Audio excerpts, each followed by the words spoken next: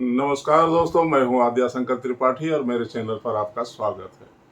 दोस्तों, बहुत सारे व्यूअर्स और दर्शकों का ये प्रश्न आता रहता है कि हिंदू विवाह अधिनियम के तहत जो अवैध विवाह होते हैं, जो मान्य विवाह नहीं होते हैं और उससे जो संतान उत्पन्न होते हैं, उन संतानों का हिंदू उत्तराधिकार अधिनियम में क्या हैसियत होता है, उनको कितना हक मिलता है अपने माता पिता की संपत्ति पर, अपने माता पिता के प्रॉपर्टी पर, क्या उनको वो प्रॉपर्टी मिलती है या नहीं मिलती है। तो दोस्तों, इस पर पहले भी एक वीडियो बनाया था मैंने, लेकिन अभी माननीय उच्च न्यायालय केरल हाईकोर्ट का एक लेटेस्ट इसमें न्याय दृष्टांत आया है, जो मैं आप लोग के साथ शेयर करना चाहूँगा। हिंदू विवाह अधिनियम के तहत अमान्य विवाह से पैदा हुए बच्चे माता पिता की संपत्ति के अधिकार के हकदार हैं। ये केरल हाईकोर्ट का निर्णय है, बहुत ही लेटेस्ट निर्णय है। केरल हाईकोर्ट के न्यायमूर्ति हरिशंकर वी मेनन ने एक ऐतिहासिक फैसले में घोषणा किया कि हिंदू विवाह अधिनियम के तहत अमान्य विवाह से पैदा हुए बच्चे अपने माता पिता की संपत्ति के वारिस होने के हकदार बिल्कुल हैं।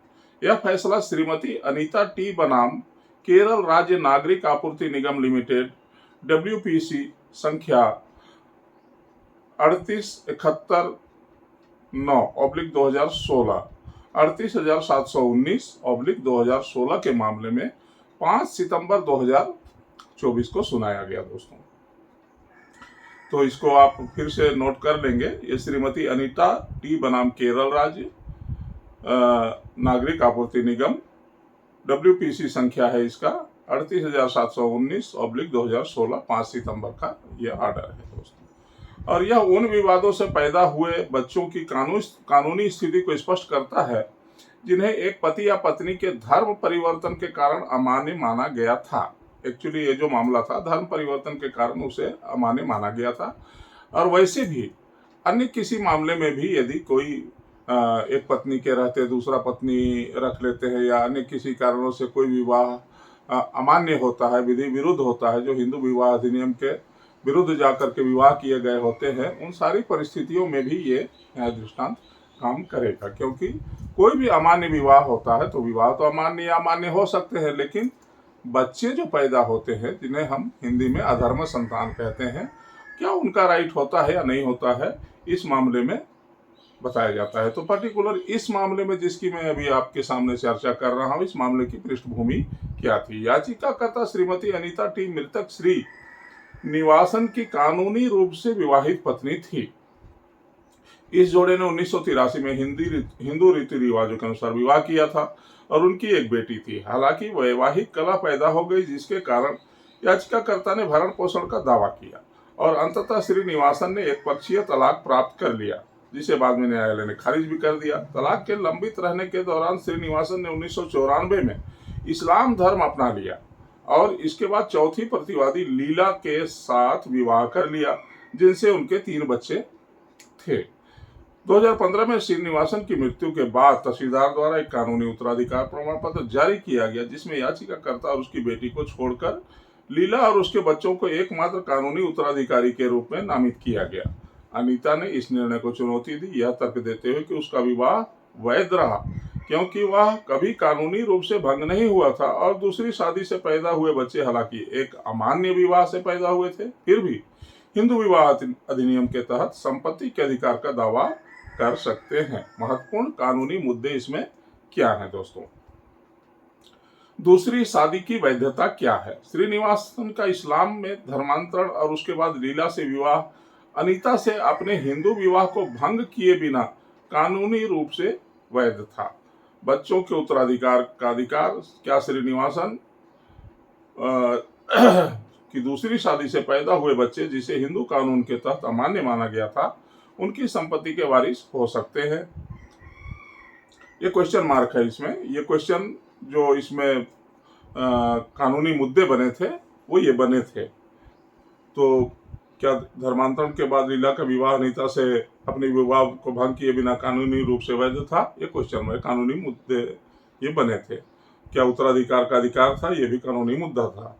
हिंदू और मुस्लिम पर्सनल लॉ की प्रयोज्यता क्या है, क्या मुस्लिम पर्सनल लॉ के आधार पर कानूनी उत्तराधिकार प्रमाण पत्र वैध था?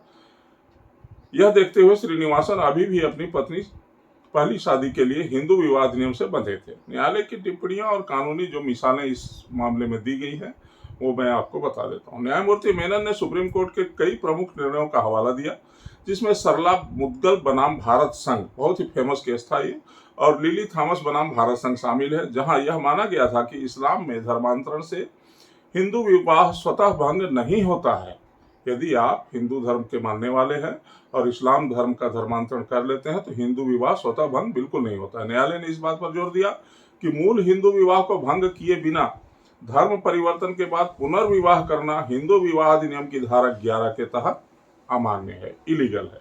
इस मामले में न्यायमूर्ति मेनन ने पाया कि श्रीनिवास के इस्लाम धर्म अपनाने और उसके बाद विवाह करने के बावजूद अनीता से, जो उसकी पहली पत्नी थी, पहली शादी कानूनी रूप से वैध थी, लीगल थी, इसलिए हिंदू कानून के तहत दूसरी शादी अमान्य मानी गई, जो कि जाहिर है। हालांकि न्यायालय ने हिंदू विवाह अधिनियम की धारा 16 के प्रावधानों पर प्रकाश डाला, जो अमान्य और अमान्य करणीय विवाहों से पैदा हुए बच्चों को वैध बनाता है और उन्हें अपने माता पिता से संपत्ति विरासत में पाने का अधिकार देता है।